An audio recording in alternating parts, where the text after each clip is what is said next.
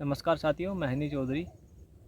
देखिए, आज हम बात करते हैं कि अब हमारा जुलाई का महीना स्टार्ट होने वाला है और जुलाई, अगस्त, सितंबर ये हमारे पास 3 महीने बहुत ही महत्वपूर्ण होते हैं मधुमक्खियों के लिए। महत्वपूर्ण इसलिए होते हैं क्योंकि बरसात का समय स्टार्ट हो जाता है और बरसात स्टार्ट होने के बाद जुलाई लगभग 15-20 जुलाई के बाद मधुमक्खियों को अच्छी मात्रा में पोलन मिलना शुरू हो जाता है। और ये पोलन थोड़ा अच्छी मात्रा में मिलता है और हम थोड़े एक्स्ट्रा इनको फीड लगाते हैं तो हमारी कॉलोनियाँ ग्रोथ करना शुरू कर देती हैं। इनमें जो है मतलब बढ़ोतरी होनी शुरू हो जाती है।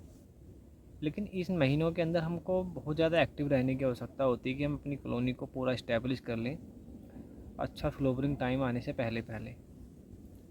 तो साथियों, जैसे ही अब जुलाई का हमारा फर्स्ट वीक आएगा, बरसात लग जाएगी, तो कॉलोनियों में प्रॉपर फीड की व्यवस्था का पूरा जायज़ा लें कि बॉक्स के अंदर फीड का कितना फीड है पर बॉक्स के अंदर। अगर समय मिलता है तो बॉक्स की साफ़ सफाई का विशेष ध्यान रखें। अगर फीड का स्टॉक कम है तो उसमें फीड का स्टॉक पूरा करके रखें बॉक्स के अंदर। अगर आपके क्षेत्र के अंदर मॉइस्चर ज़्यादा है, नमी ज़्यादा है, बरसात कंटिन्यू लगातार चल रही है, तो आप ऐसा कर सकते हैं कि मधुमक्खियों को बोरा या सूखी चीनी की फीड लगा सकते हैं। जी फीडर में आप उसको भर के छोड़ दें। और जल्दी जल्दी बरसात के दिनों में निरीक्षण करना ठीक नहीं होता है। अगर बॉक्स के अंदर ज़्यादा छत्ते पड़े हैं, मधुमक्खियाँ कम है, तो उनको स्टोर कर लें। उसके बाद 15 अगस्त के बाद जैसे बरसात का दबाव थोड़ा हल्का हो जाता है, बरसात में बीच बीच में गैप होने लगता है, तो उस समय क्या होता है कि हमको देखना है कि मधुमक्खियों में पोलन की क्या सा स्टोर है और हमारी जो रानी है वो किस तरीके की एगलिंग कर रही है। वो सारी चीज़ों को उस समय में जायज़ा ले लेना चाहिए। और एक कॉमन सी बात आती है कि हमारे सभी बीकीपर साथियों की एक मानसिकता बनी हुई है कि उनको अगस्त सितंबर में वो क्या है डिवीज़न वगैरह बहुत करते हैं। देखिए, बात ये है कि हमारी जो तौर तरीका बी कीपिंग करने का है वो बहुत सारे जो बी कीपर साथी बी कीपिंग करते हैं उनसे थोड़ा अलग है। तो हो सकता है कि वो हमारी बात को ना मानते हों, समझ में ना आती हो उनके। लेकिन हमारा मानना ये होता है कि हम जुलाई के बाद अगर सितंबर में हमारे पास 2 महीने का पोलन का पीरियड होता है हमारे उत्तर प्रदेश और इधर के जितने भी हमारा हरियाणापन का बेल्ट है, राजस्थान की बेल्ट है। और इन 2 महीने के अंदर हम मधुमक्खियों को हमारी कोशिश ये होनी चाहिए कि हम उसको बिल्कुल कॉलोनी को स्ट्रॉन्ग बनाएं, मजबूत बनाएं, हेल्दी बनाएं, डिजीज फ्री बनाएं। क्वीन उसकी रिक्वीनिंग करें, उसके अंदर नई क्वीन, उसके अंदर अच्छी अंडा देने वाली क्षमता की क्वीन उसके अंदर होनी चाहिए। इन सब चीज़ों पर हमारा फोकस रहना चाहिए। लेकिन इन चीज़ों पर फोकस ना हो गया, अधिकतर बीकीपर साथियों का फोकस हमारा ये रहता है कि उसके अंदर ज़्यादा से ज़्यादा हम बॉक्स बढ़ा लें, डिवीज़न करने का उद्देश्य लेके चलते हैं हम। और वो इसलिए लेके चलते हैं कि उनको सुपर लगाना होता नहीं है, सुपर के साथ उन्हें बीकीपिंग करनी नहीं होती। इसलिए क्या है, थोड़ा हमारा तालमेल जो मानसिकता बनी हुई है हमारे बीकीपर साथियों की पहले से, उससे तालमेल हमारा खाता नहीं है।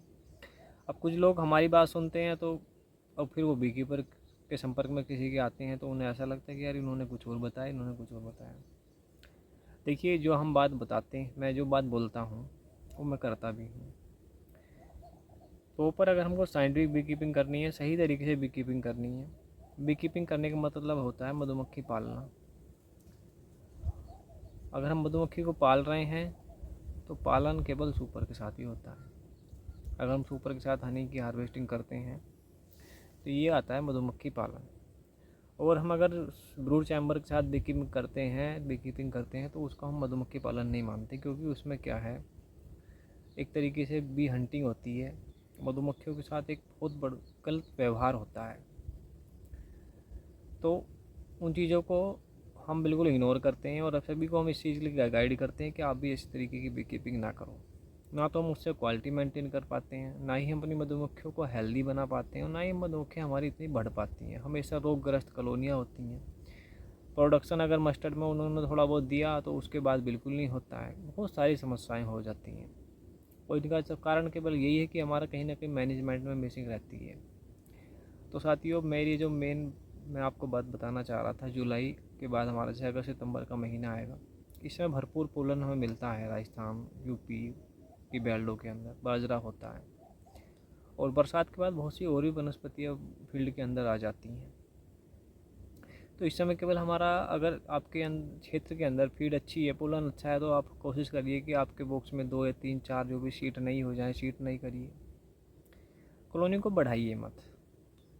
कॉलोनी का केवल मैनेजमेंट ऐसा करिए कि उनको उससे आपको सही तरीके से अच्छी क्वालिटी का हनी का प्रोडक्शन हो। क्योंकि बढ़ाने के तरीके अलग हैं। अगर आप इस तरीके से कॉलोनियाँ बढ़ाएंगे तो वो कॉलोनियाँ अच्छी तो बन नहीं पाती हैं।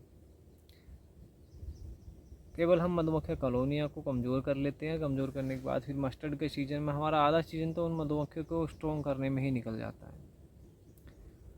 और जो मेन टाइम होता है हमारे हनी का फ्लो का, वो हमारा दिसंबर का होता है। यूपी के अंदर जो सबसे मेन फ्लो हमारा होता है वो दिसंबर का होता है।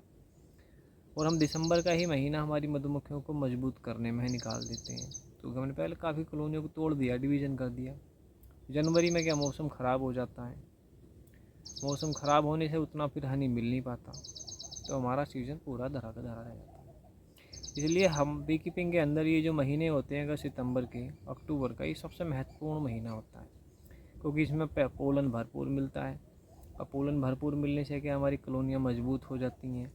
फिर हम फीड भी लगाते हैं कि कॉलोनियाँ भरपूर हमारी मधुमक्खियाँ टाइट बनी रहे। इनमें सबसे मेन चीज़ एक ये होती है कि सबसे इसमें मेन समय होता है क्वीन रेयरिंग का।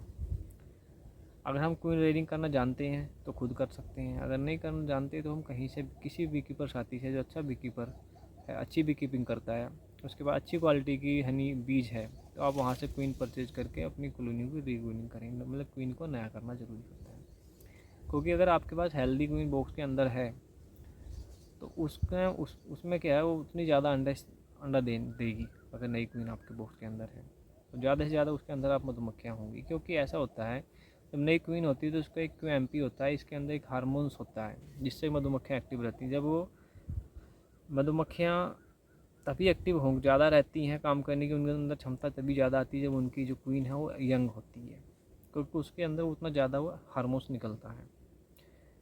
और लेकिन जैसे जैसे क्वीन की एज बढ़ जाती है, ओल्ड क्वीन हो जाती है, तो उसमें वो हार्मोन्स भी कम हो जाता है, जिससे मधुमक्खियों में क्या होता है कि आलसपन आ जाता है। आपने देखा होगा बहुत सी कॉलोनियाँ अच्छा प्रोडक्शन करती हैं हनी का, बाकी कॉलोनियाँ नहीं करती हैं। तो ये एक मुख्य फैक्टर होता है उस चीज़ के अंदर।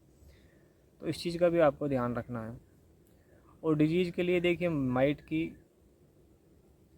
कंट्रोल के लिए आप थाइमोल का इस्तेमाल करिए।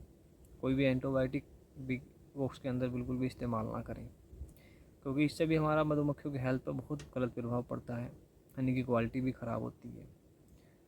और छत्ता पुराना कहीं से ना ख़रीदें, नई सीड रेंज कराइए, नई सीड डालिए। नई सीड डालेंगे तो मधुमक्खियाँ भी हेल्दी पैदा होंगी।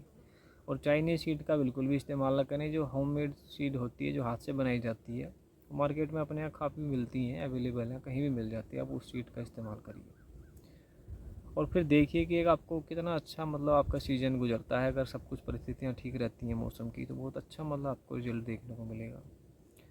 तो डिवीज़न का ख्याल बिल्कुल निकाल दीजिए कि हम सितंबर अक्टूबर में डिवीज़न करके कॉलोनियाँ बढ़ा लेंगे। नहीं, कोशिश करिए कि उनको ऊपर को बढ़ाइए। ऊपर को बढ़ाने से ही आपका हनी का प्रोडक्शन ज़्यादा होगा। और आप कॉलोनियाँ बीच बीच में तोड़कर उनका पूरा डिस्टर्ब कर लेंगे तो फिर आपका सीज़न बिल्कुल ख़राब हो जाएगा। तो दोस्तों, डिवीज़न वाली बात दिमाग से निकाल दो। मेन चीज़ है डिजीज़ कंट्रोल करना। कॉलोनी में फीड का पूरा प्रबंध करके रखो। समय पर क्वीन रेयरिंग करो। रेयरिंग नहीं कर सकते क्वीन की तो क्वीन परचेज कर लो। कोई उसमें भी ज़्यादा लंबा चौड़ा नुकसान मतलब पैसा नहीं जाता है, उसमें हमें बेनिफिट भी मिलता है, बहुत ज़्यादा बेनिफिट मिलता है, समय की बचत होती है। तो इन सब चीज़ों को आपको ध्यान रखना पड़ेगा, तभी ये आप अच्छी मतलब बी कीपिंग कर पाएंगे। धन्यवाद साथियों।